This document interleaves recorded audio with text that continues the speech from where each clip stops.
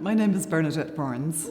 I'm a visual artist and I'm here at the Courthouse in Kinvara where CAVA have an art gallery and showing an exhibition of my work called The Uncertainty of History, Remembering Eileen Quinn. And this exhibition is about the shooting of my grandaunt Eileen Quinn, which happened at Corker, just a few miles from this gallery in 1920, the 1st of November 1920. The body of work in this gallery, which is a courthouse, which is relevant, came about when I looked at an old diary of my grandmother's, a 1967 tiny pocket diary, which she used as an aid memoir.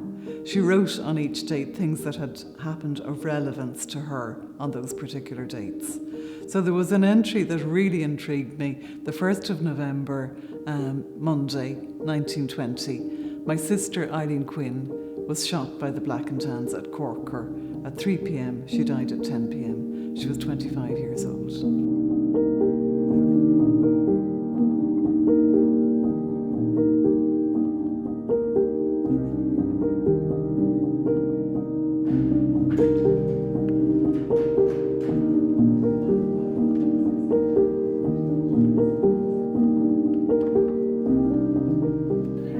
It was very interesting for me, first of all, to meet my cousins, to meet Orla and Ger, and the fact that the three of us were working on very, very different aspects of the thing. Orla was in one way, like me, trying to research the whole story and to find out exactly what happened and talking to different relatives that knew bits of the story and trying to gather as much information as she could. Ger was doing a lot of research at the time. He's a lawyer, so he was very interested in the legalities of the case and what happened at the time, and had presented 2 different papers to the Law Society of Ireland about this and written about it. And I was interested in exploring it through my art practice, through painting, through making objects. So we each had our 3 different ways of researching and finding out about this family story.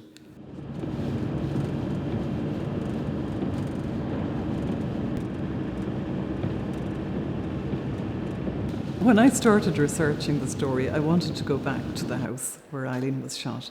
I had been there as a child with my father, visiting the family and visiting relatives.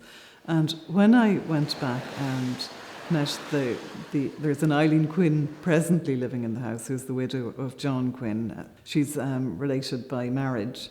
She showed me the chaise longue, the sofa, which they use every day in the house.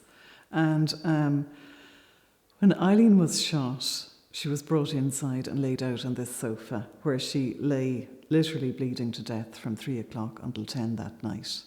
So obviously afterwards the sofa was taken out of the house and lived in a few different sheds.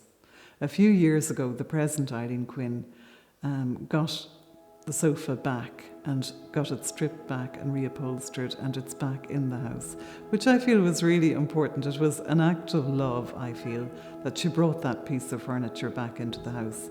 To me, it was like bringing Eileen home.